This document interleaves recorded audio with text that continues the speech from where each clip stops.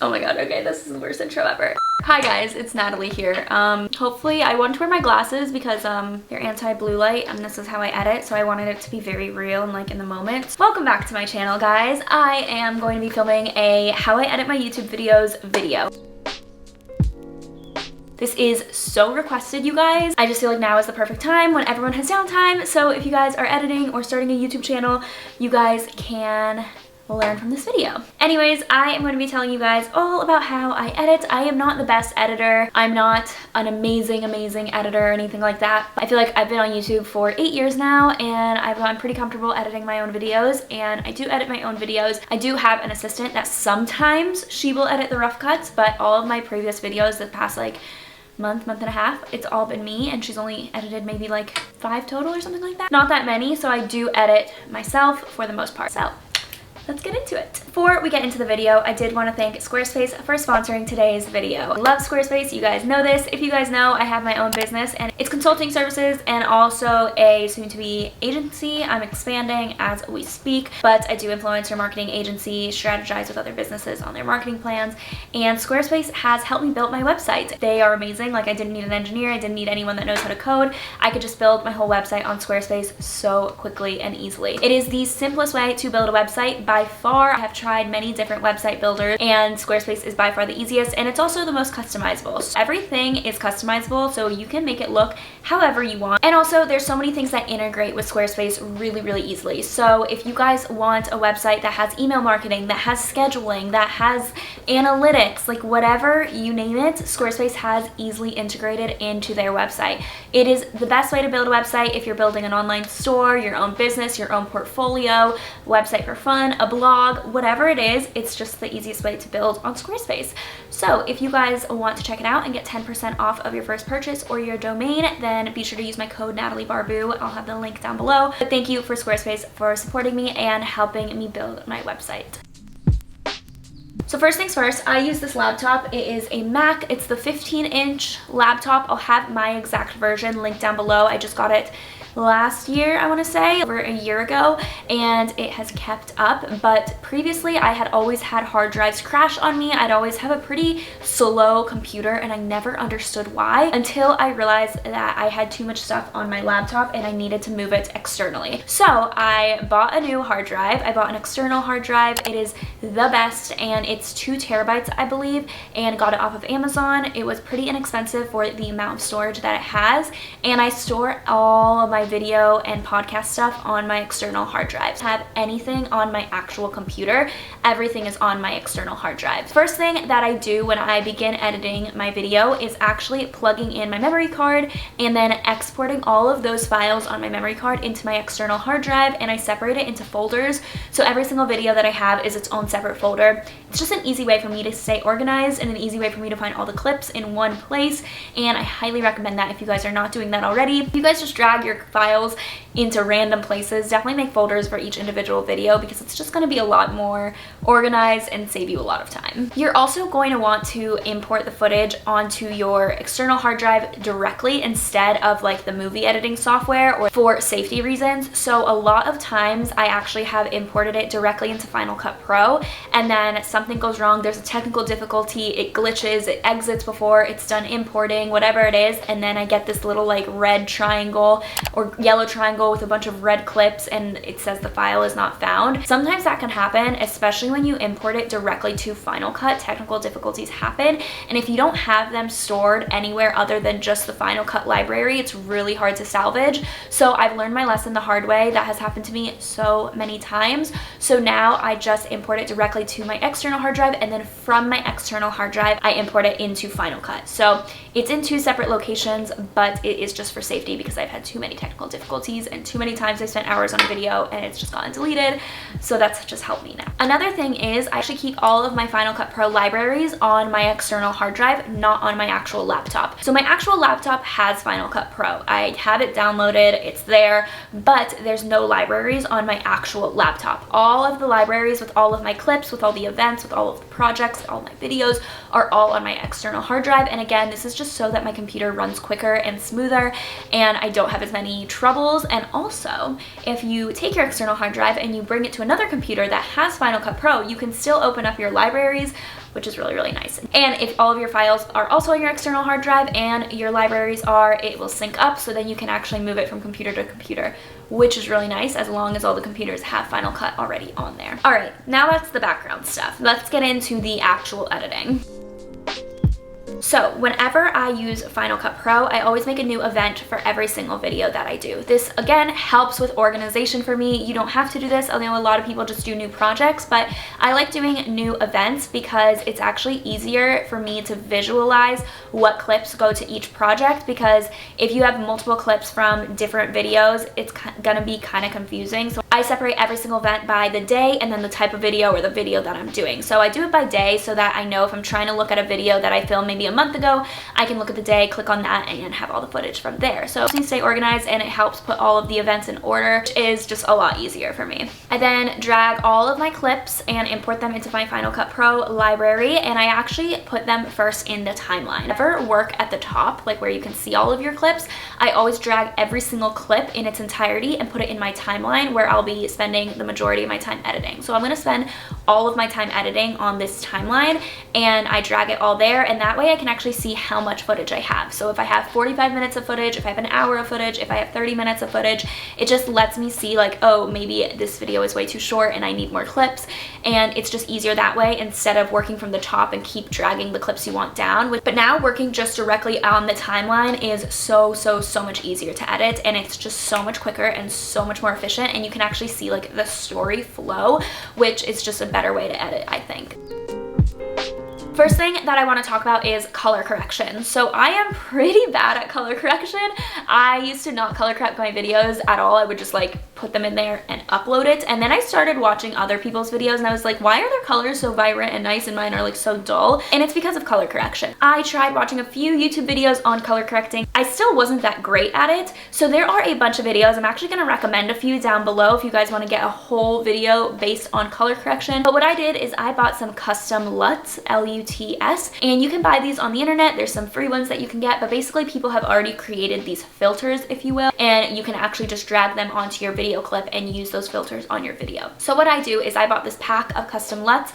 If I find the exact ones I use, I'm gonna have them linked down below, but I found these custom LUTs and I drag it onto my clip, onto the first clip that I see. I always use the same exact one just because I know that I like it, and I drag it down pretty much all the way down to like 25% because I don't want the full filter. I just want a slight filter. Once that's on there, I actually go into the color board and I up the saturation a little bit, and sometimes I up the exposure a little bit.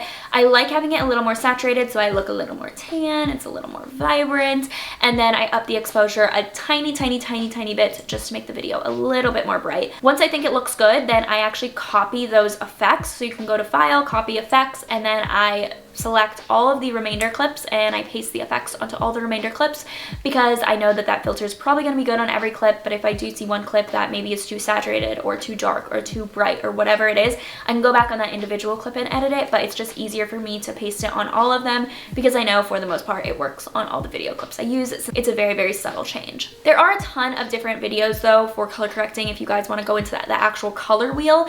Every time I go into the color wheel though, it just makes it either too blue or too orange, or it just looks so fake. So I don't really like going into the color wheel, but if you guys want to really learn how to truly color correct, then I will link a bunch of videos. But for me, the custom LUTs that I bought work and I like them, and it just saves me a lot of time and it's easier, so that is what I use. Once I copied all of the effects and pasted them onto the entire video clip, then I actually start editing my video. And a lot of people do a rough cut and then they go back in and do all the titles and transitions and editing. I actually edit the entire thing all at once. So it takes me a lot longer to get through the entire thing because as I'm editing, I'm adding a bunch of things. So it might take me 10 minutes to just work on a 1-minute clip, but I actually like that better because once I'm done with the video, I just want to be done with it. Like I don't want to have to go back and add a bunch of stuff because I've noticed when I do that, I add less effects because I'm so done with my self-talk. I don't want to hear it again. And so I'm like, whatever, nothing needs effects, and just I let it run all the way through. Whenever I'm doing it in the moment for some reason and editing it like with the effects as I go, I actually notice that turns out to be a better video. But I do know, I feel like majority of people do a rough cut and then they go in and edit, but this is just the way I do it. So my favorite function on Final Cut Pro is the B tool, which is the blade. You hit the letter B on your keyboard and the blade shortcut will come up. It is going to save you so much time unless you are actually like trying to click on the blade every single time. Like if you just hit B, it works. So basically I just hit the B function and I watch my video. If I have any pauses, if I have too long of a break in between, if I have any things that I want to cut out, I'd hit the B tool on the part that I want to cut, on the part where I want the other one to start, and then delete that clip in the middle. It is just makes it so much quicker to edit, especially when you have that B tool on. And then I switch to A, which means select. So B and A is always what I toggle between. I never actually go in and like select like the mouse tool or select the blade tool. I always just use the shortcuts B and A on my keyboard. As I'm editing, I like to include a title. I like to include an introduction. So I do two things. One, I will either add a bunch of like cool little montage clips, cool video clips that I took throughout the vlog, add it to the beginning of the video, kind of like a little trailer. Here's what you can expect from the video, add some background music, and then add the title.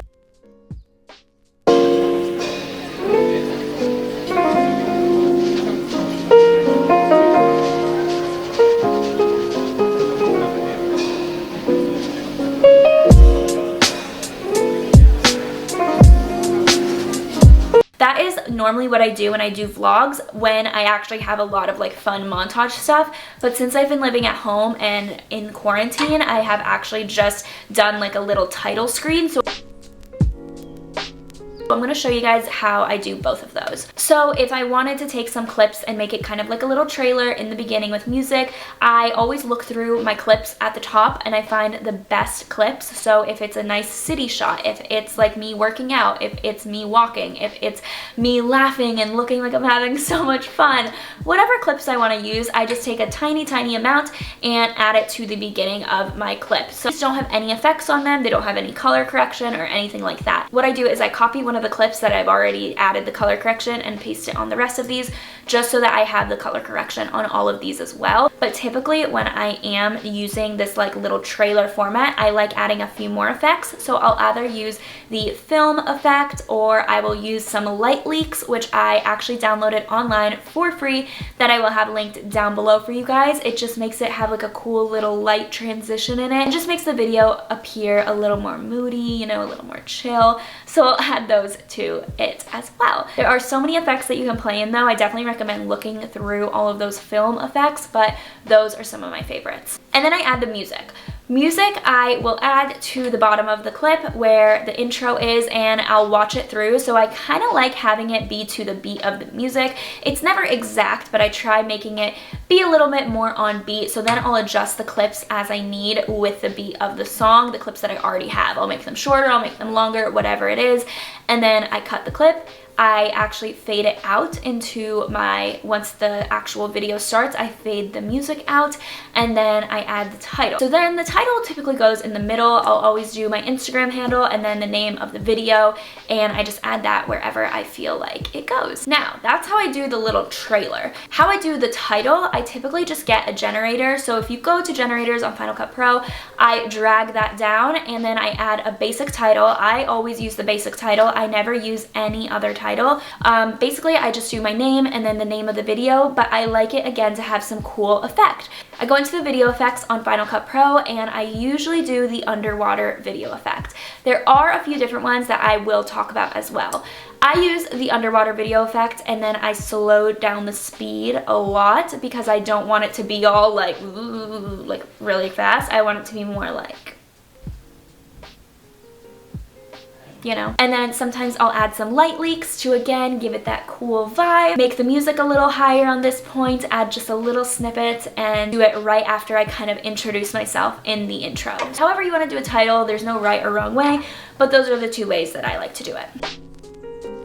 As I'm editing, some other things that I look at is montages. So sometimes it will show that I have an hour worth of footage, but I know that really that means a 20-minute video. I might have shown me cleaning my room for 10 minutes, but really I know that that's going to turn into a 1-minute clip or a 30-second clip. So know that my video is going to get cut down a lot. So how I do montages actually is one of two ways again. I either speed them up or I cut them up. So I will only show like the big chunks of it. If I'm working out, I typically just do me doing 2 push-ups and then 2 squats and then 2 jumping jacks, because you can actually see what I'm doing, versus if that was sped up, it literally, you could not tell like the type of workout I was doing. It just depends on what I'm trying to go for. So I'll either speed it up or add some clips to it, but regardless, I always add music in the background. So I'll just go through, drag my music clips down there, or if I already have background music, I'll make it a little bit louder on those spots just to make it a little more entertaining while you guys are watching. And I think montages with music breaks like that are such a good transition,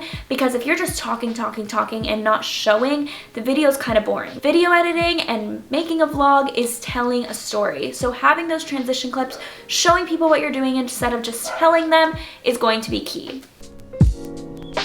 Okay, now a lot of people are going to be asking about music. Music is one of the top things that I get asked, and it's understandable because I have gotten so many things copyrighted because of music. It is ridiculous and it hurts, and YouTube is strict on music. So regardless if you're getting paid or not, I recommend always using copyright-free music, because you never know when you will be able to get monetized, and you want to be able to monetize all of your videos. The website that I use is Hello Thematic. There are plenty of other websites, but I like Hello Thematic because it is totally free, versus in a lot of other ones, I know you do have to pay a monthly fee. It is worth it if you are making YouTube videos. I do think the monthly fee is worth it, but I really like Hello Thematic, so I'm not complaining with that. Basically what it is you have to sign up with your YouTube channel, and they have a bunch of different artists, a bunch of different songs. You can filter it, and you just download the songs that you want.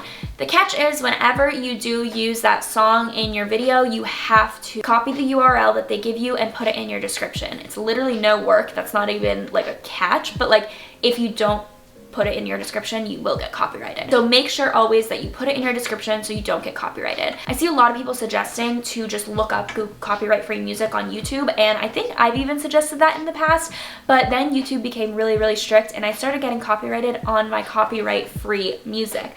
So I thought. The thing is, some music might be copyright free, but in the future, if they decide to copyright their songs, your video is getting copyrighted. Just want to be safe by using websites like this that you actually have the rights to use them, rather than just hoping that a song is copyright free and then later down the road when you're making money, you get copyrighted and you can no longer make money on that video. So just to be safe, use websites that are actually copyright free, not just things on YouTube that you think are copyright free, because that will come back and bite you in the butt. If I'm ever using background music in my vlogs, I always tone it down, so there will be background music in this video and you'll just slightly hear it in the background, you know. So what I do is I just make it be like -25, -30 on Final Cut Pro, just to make it a little nice soft background noise. Then if I had like a montage clip or something, then you're gonna hear it a little bit louder. Now I want to talk about other effects that I use in my videos that a lot of people I see on YouTube using. For example, if I'm saying something that I maybe want extra emphasis on, something funny, I'm making a funny face, like I'll do a little zoom in effect, you know?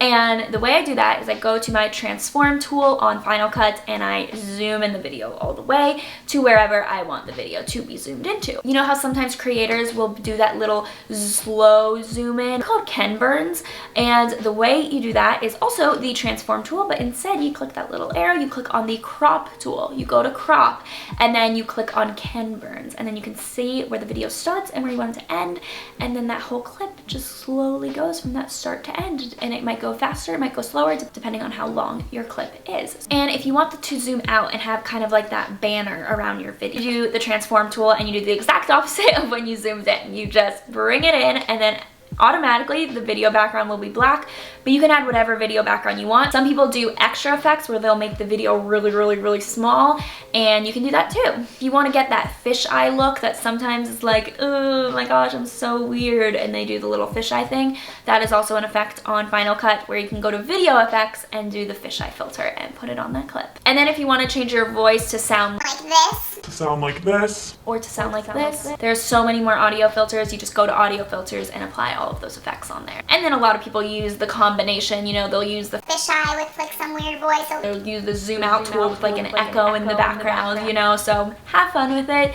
It's a lot of fun. I feel like editing doesn't need to be boring. And then the end screen. I always have an end screen because I like to have an end card on all of my videos. So this is just where you're going to have like a place where they can subscribe, a video recommendation, whatever, and you put that in on YouTube afterwards. But I have an end screen on Final Cut so that it's easy to put it on YouTube, kind of like a goodbye guys. And the way I did that is I just did some text effect. I just did the bad TV text effect, and I also just lowered that a lot, like the amount of that, because if you do bad TV, it's like really staticky, whereas I just wanted like a little slight static. Once I am done editing, I export my video as a master file, and I never ever upload directly to YouTube. I don't know if it helps you or not, but I just don't do it because I want to compress my file first. I export it from Final Cut Pro as a master file, make sure that I keep all of the like normal settings on there, and then once it's exported into my external hard drive, I actually have a tool which is going to change your life called Handbrake. If your videos take like 4 hours to upload on YouTube, this is going to change your life. It's called Handbrake, and basically what it is it just compresses your video for you. Some people say you can do this automatically on Final Cut and like skip this step, like just do it directly from Final Cut.